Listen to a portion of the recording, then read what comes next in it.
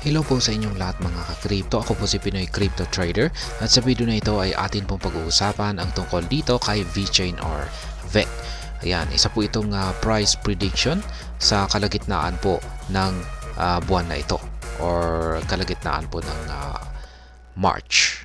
Kaya ayan, bago po tayo magpatuloy ay nais ko lamang po munang bigyang linaw ang aking disclaimer kung saan ang nilalaman po ng video na ito ay hindi po ito isang financial advice. For education and information purposes lamang po ang layunin nito. Maliban po dito ay nais ko na rin pong magbigay babala na wala pong kahit anumang group chat ang Pinoy Crypto Trader. Ayan, atin na pong direktang alamin kung ano yung prediction dito. Sabi rito, ayan, March 2024 forecast and considerations. Looking ahead, experts are projecting trajectory for VeChain or VET in March 2024. Based on historical performance and market trends, analysts anticipate an average VET rate of 0.525 for the month. Ayan, 0.0525. Yan po ang inilabas na prediction ng isang yan ng mga market analyst dito kay VeChain or VET para sa buwan na ito. Yan, 0.0525. Kaya yan sa kasalukuyan, sa oras na ito ay naglalaro po ang presyo ni VeChain sa presyong 0.0486. Kaya kung tataas po ito or aakyat po ito sa 0.0525 ay ayan, nandito po yan. Ayan, lagay po natin 0.525. Ayan, lagyan po natin ang kulay puti. Ayan, 525.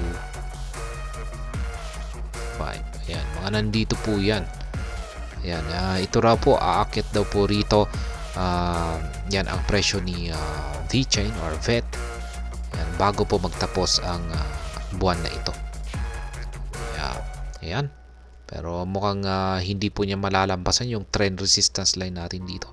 Parang maglalaro lamang po siguro siya dito sa ibabaw nito. Ayan.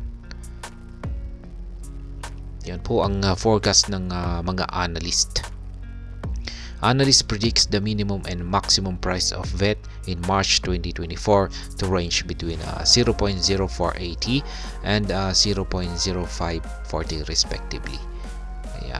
Ayan, yan po yung minimum at saka maximum. Ayan, lagay po natin yung kanyang minimum.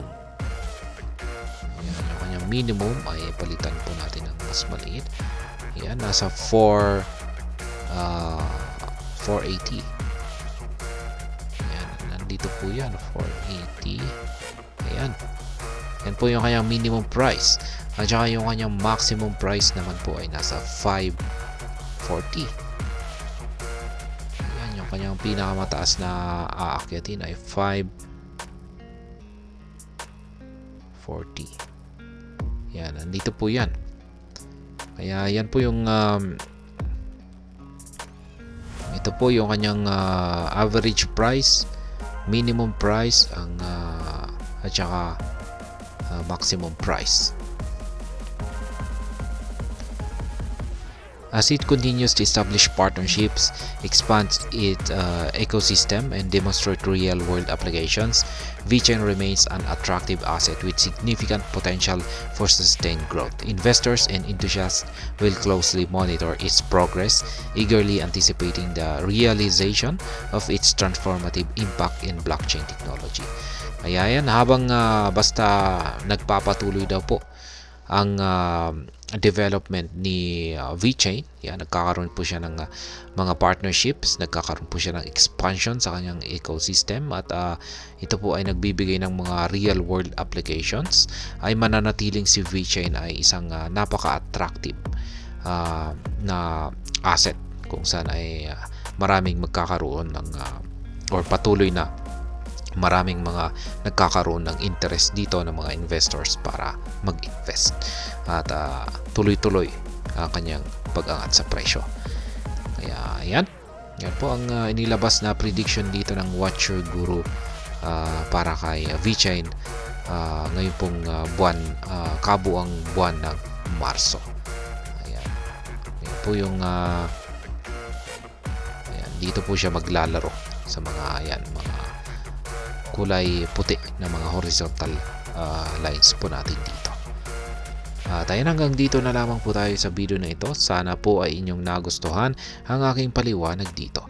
Kung inyo po itong nagustuhan, pag-click lamang po ang like button nito. Para naman po sa mga bago lamang dito, kayo po ay aking inaanyayahan para mag-subscribe. Pag-click na rin po ang bell icon nito dahil ito po ang siyang magsisilbing notification nito sa mga bago kong videos na akin pong ina-upload sa aking YouTube channel na ito.